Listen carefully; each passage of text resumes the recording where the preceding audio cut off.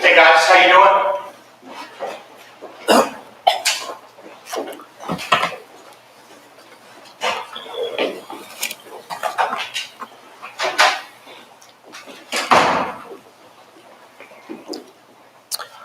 All right. Well, good afternoon, and thanks to everyone for being here today. It is day 28 of the Schumer shutdown.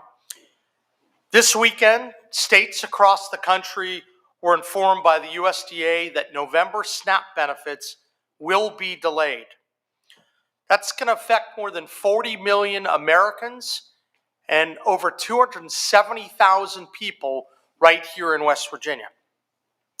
Those are people that will be out of these critical SNAP benefits beginning November 1st. That's a serious problem, crisis in West Virginia. I want to start out by saying why this is happening. Chuck Schumer and the Senate Democrats are shutting down the federal government while insisting on free health care for illegals and a $1.5 trillion wish list for demands that have nothing to do with keeping the government open. They're refusing to come to the table and pass a clean, bipartisan funding extension that would fund the government and ensure these benefits go out to our citizens. Instead, they're playing politics. And quite frankly, they're playing politics with a lot of people's lives. Unfortunately, many West Virginians are being caught in the crossfire. They're doing all this knowing that states like West Virginia don't have the resources to just take over these federal programs and shoulder the full cost of the SNAP program. Right now, there are many parents across West Virginia. They're wondering whether they'll be able to put food on the table. Seniors are stretching what little that they have, and our local food banks, these lifelines of hope that provide resources to the food pantries, they're being stretched thin as they step up to meet the need. It's not acceptable, and we're not going to let our people go hungry because of the Schumer shutdown, because Congress is voting again and again to shut down the government and prevent these SNAP payments from going out on time. Now, we know that there are folks out there that are facing challenges. Our Department of Human Services and our Bureau for Family Assistance, we're here to help. They operate a 211 hotline that can connect callers to community-based resources like food assistance and local pantries. We also know that there are opportunities within the churches all across West Virginia who are also stepping up. We're doing outreach to those churches as well. We're grateful for everyone's engagement on this issue.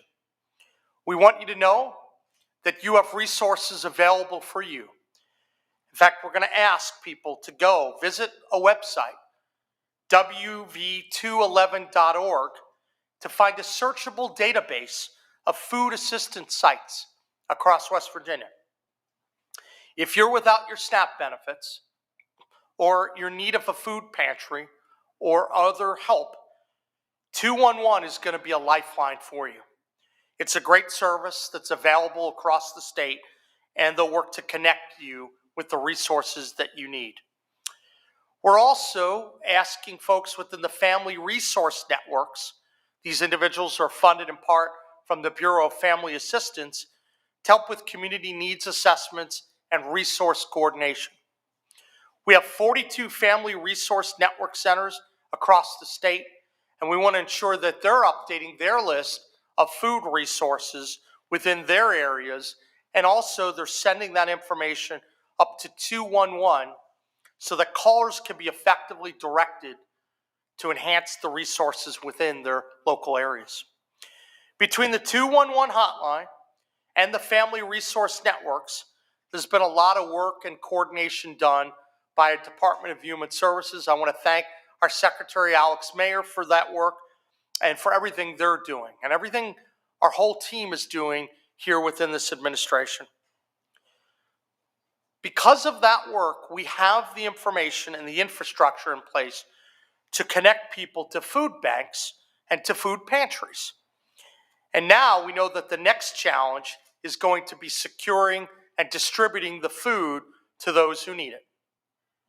Now, last week, I said as a starting point, what we're doing is that we'd be expediting $1.1 million in funding to the food banks. That was money that we immediately available. We accelerated dollars that the legislature had appropriated for this purpose. And as soon as it came across my desk, I made the call to release those funds because we knew this need was coming. As this process has gone on and we've been learning more and we know what's happening or not happening with the Schumer shutdown, we obviously are called to do more.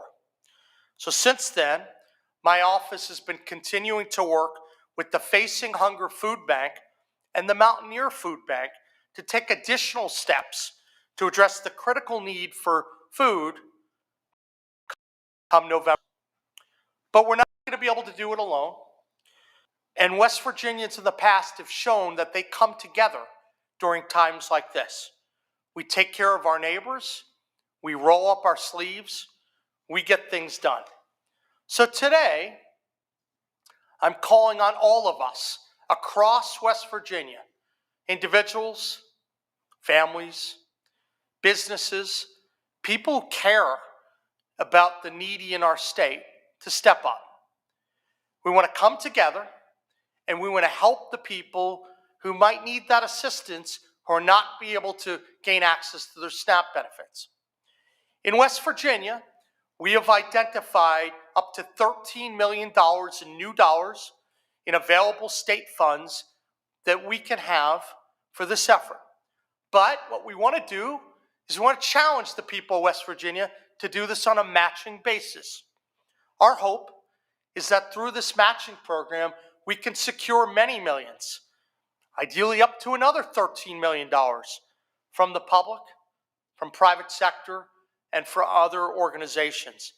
When you factor in the $13 million from the state and you combine it with potentially another $13 million, that's a lot of resources that we could provide. We need your help. We need you to step forward, and I want to make sure that you're looking at the QR codes from the 2 food banks that are helping out. They're going to make a big difference, and I'm really hopeful that the public is going to make a big difference because our fellow West Virginians need your help. That's over 270,000 people in need. It's time for us to step up. And this is a call to action. And we all have to know that we're all on Team West Virginia. We're focused on the matter at hand. As you can see, when you click on the QR codes, you can go and you can donate directly facing and Mountaineer Food. So go to facinghunger.org/donate now, donate-now, or mountaineerfoodbank.harnessgiving.org/donate.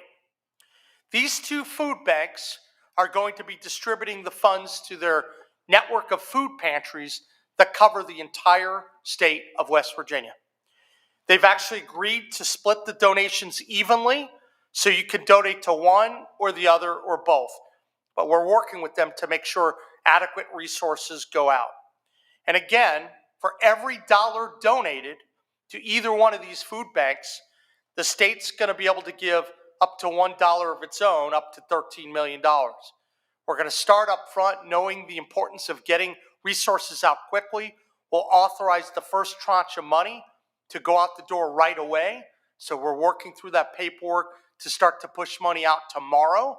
And so the state is not going to delay through this process. But we do need your help. And that matching program, I think, can make a huge, huge difference. Now, we know that beyond the money, logistically, making all this happen is going to be a challenge. We have to make sure that there's an ability to distribute this food throughout the state, get it to the food pantries, and get it to the people that are most in need. So right now, the process we've identified is the best. We're continuing to look at other processes. Some states have looked at using their EBT cards. There's some huge challenges. They have different processes with that. So what we're doing today is the best system.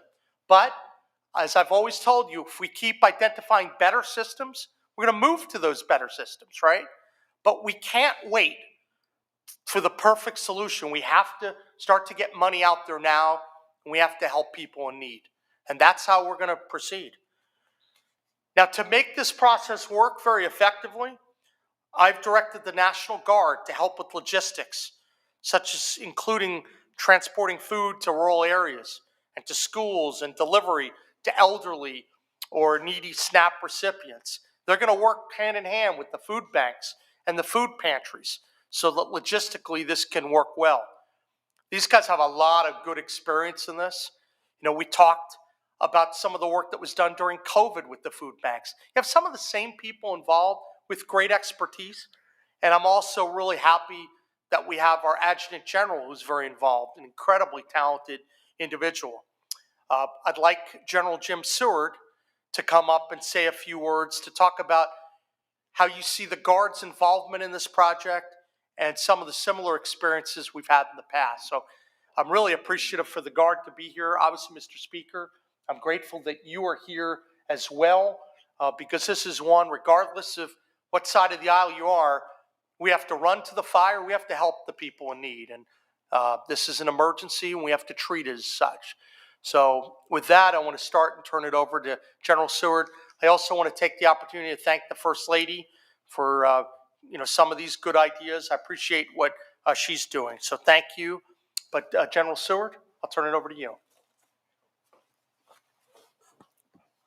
Thank you, Governor. Good afternoon. As the governor said, he's directed the West Virginia National Guard to assist in the logistical aspect of this food relief. The West Virginia National Guard has a long history of assisting the citizens in time of need. Most recently, you saw that during COVID. We don't know exactly today where the obstacles will lie in the delivery of food to our citizens, but the National Guard is bringing its service members in on state active duty to be ready to assist. And we're coordinating with the food banks. We'll be coordinating with state agencies and local officials to make sure that if a mobile food pantry needs to be set up in a community because there is no food pantry, that we can assist in making that happen. We're proud to get this opportunity. Our soldiers and our airmen really thrive in these situations where they get to serve their fellow citizens. And so we look forward to this mission, and we'll stand by for any further direction from the governor and questions from the citizenry. Thank you. Thank you very much, General. And I can say I have high confidence in the Guard and the work that they're doing, and I'm grateful that we have such talented people. I thank every one of you for all the good work you've done for the state, for your service, and for what you're doing in this situation. It's going to matter to a lot of people. So I'd also like the Speaker, if he'd like to have a few words, to come on up. Mr. Speaker. Sure, happy to, Governor. Thank you for the opportunity to join you today. Folks, it's been long said that the true measure of character is not how we treat the strong and the powerful, but how we treat the weak and the vulnerable.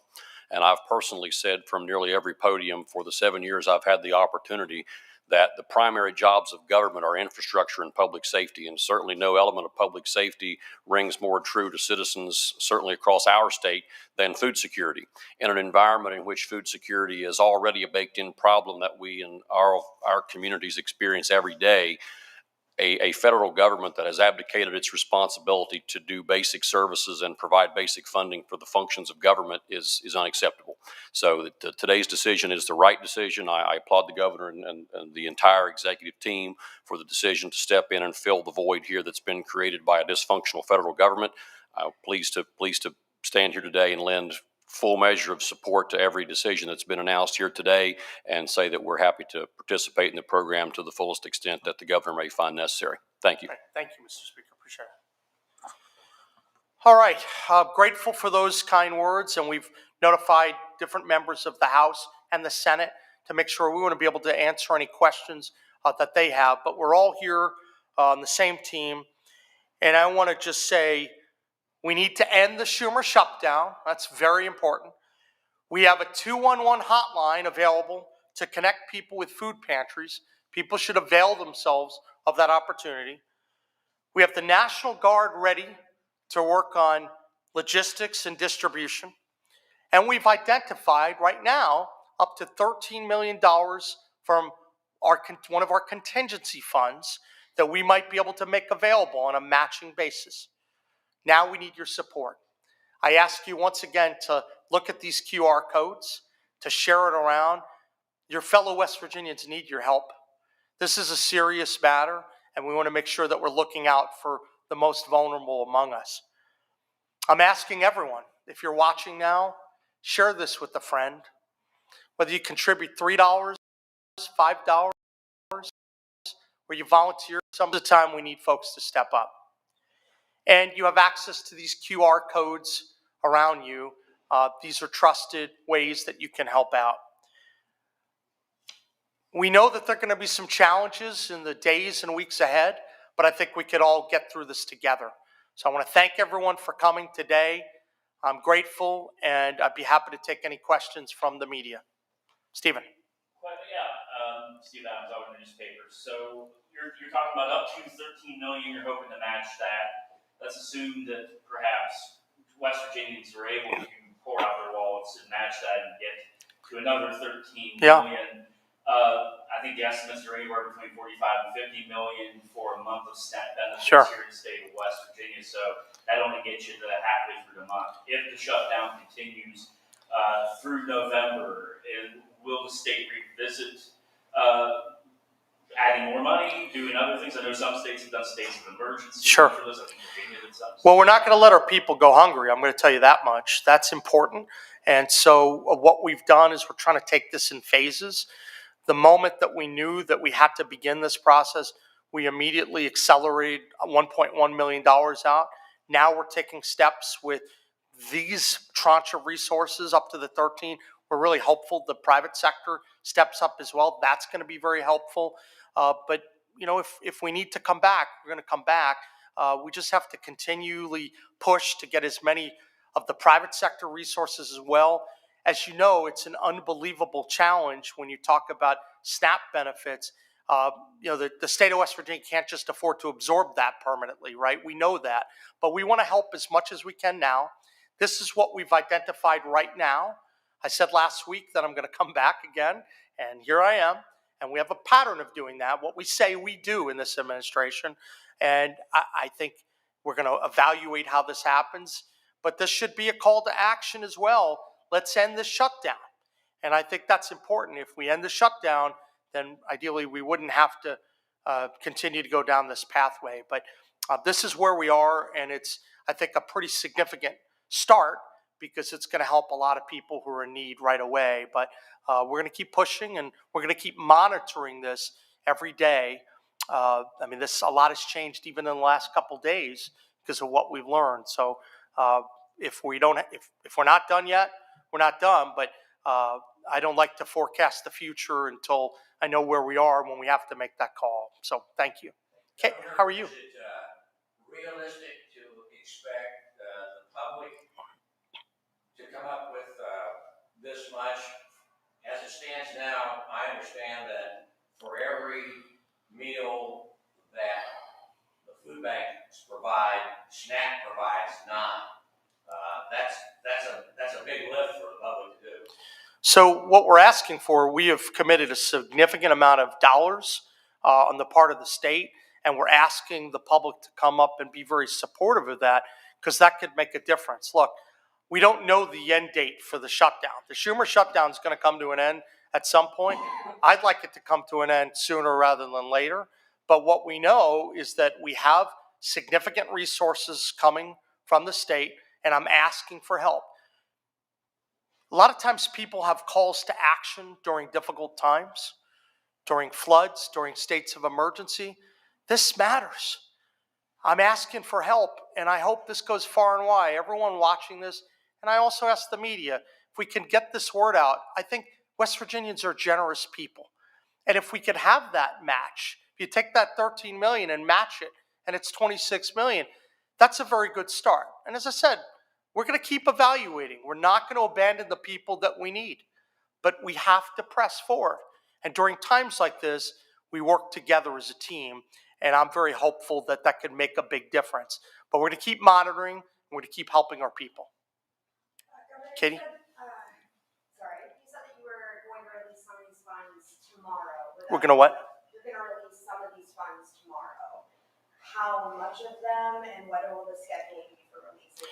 So we're gonna evaluate. We're gonna start with a tranche, obviously, to start to get people some of the resources, and it'll probably be millions of dollars up front to each of the food banks, just to make sure that they're having the resources to begin to buy the food and do those things. And then we're going to evaluate based upon the donations. We're going to be communicating real time, but we want to, of course, get the upfront monies up to start the process. So I'm not going to give an exact amount, but we're certainly going to be helping both a lot up front, recognizing the need for getting the food purchased.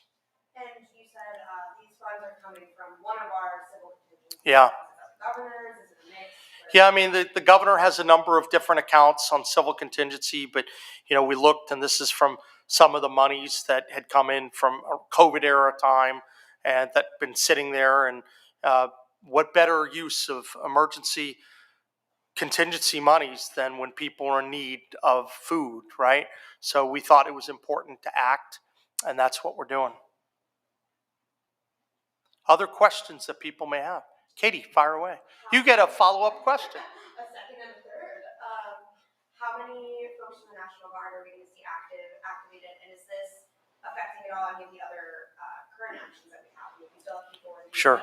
from what I understand. We still do have some people in DC. I know that we've talked about potential numbers and how that may change. I don't know if we're prepared to say that at this point.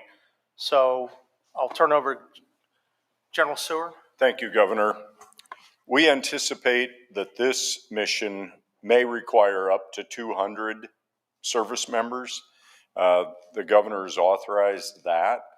We won't use the full 200 if we don't need the full 200, but certainly we'll have them available. And if we need more, we'll be asking the governor, and that'll really be determined on the amount of need at each location across the state. This will not impact the work that we're doing across the globe and our other missions. Your West Virginia National Guard's men and women are serving in Europe, in Asia, Southeast Asia, the southwest border, DC, and other locations around the globe. We're well prepared and well equipped to handle these missions. And part of our core mission is taking care of the homeland. And we consider this mission to be part of that. And we're here. We're always ready and always there. Thank you. General. Stephen. Switching to another subject, of course, the end of this week is the pending sale of state-owned long-term care facilities. Sure. There's a TRO right now in regards to John Manchin. There's a hearing going on this afternoon in Fairmont to determine, I think, preliminary injunction on that. Have you had any conversations with the company in regards to whether that puts any type of pause on the entire deal? Yeah. Or, and obviously, depending on the outcome of that, Sure. is that something that you would obviously appeal? I know that our team has been talking with them, and we believe they're still fully committed. I believe this is a situation that at the end of the process, this is going to get upheld. We think it's a clear case, and we've always known that sometimes you get courts in various areas that have different perspectives of the law, but ultimately when the cases get to their final resting place, the right decision gets made. I'm hopeful that that will be the case. I'm hopeful that the Marion County judge does the right thing. This is a clear issue, and we don't think there should be an injunction. So I'm not going to speculate about what will happen with the judge's decision. I've learned a long time ago as the former Attorney General to not get in the middle of the judge's deliberation because you want to hope for the best. But we are correct on the law here, and we've looked at this very closely, and I think it's just a matter of when this gets upheld rather than whether it does. Are you surprised there's this much pushback? I'm sorry? Are you surprised there's this much pushback on the sale? No, look, I mean, it wasn't done for 15 years, right? So I get it that there are people that get concerned, but government should never have been in the business of doing this in the first place. And we took incredible steps to assure higher quality, and you're going to have new buildings that are done. So we took advantage of the opportunity to help deliver better care for people. This is a better deal for all the people that are getting care in those facilities. I'm excited about that.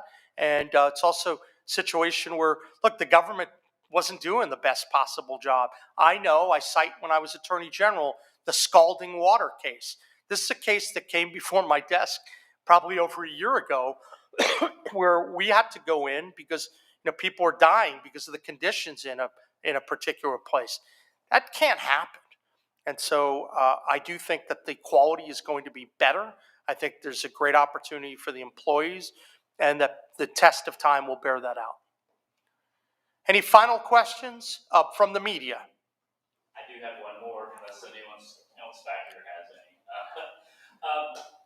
You've probably read in the news about the various tax issues with current Senator Jim Justice. Sure.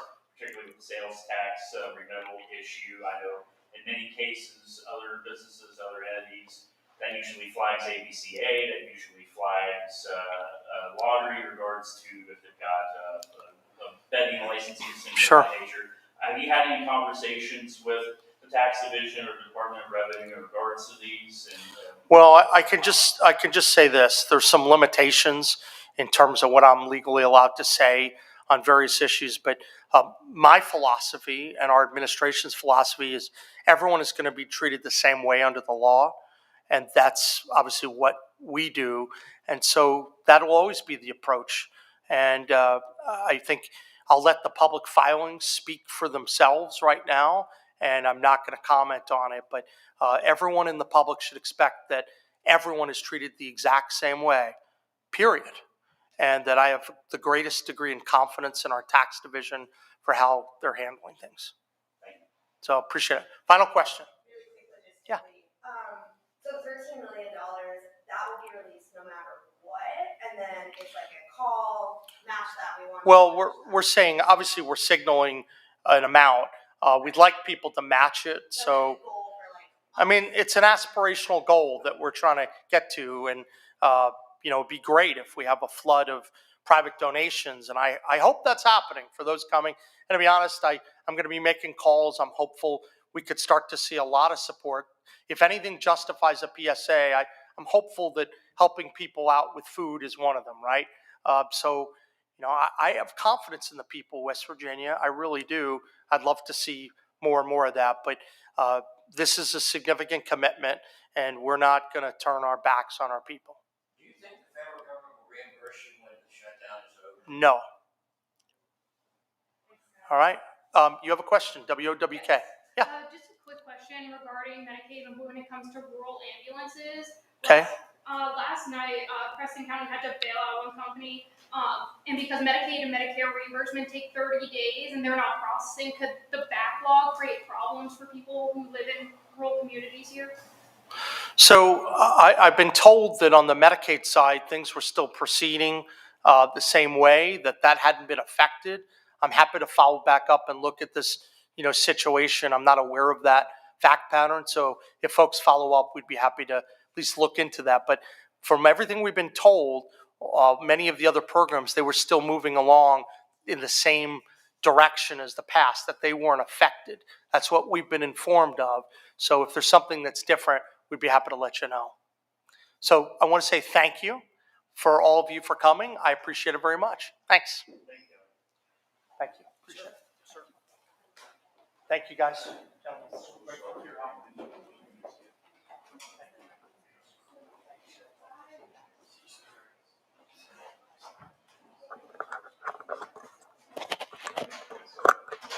Hey, man.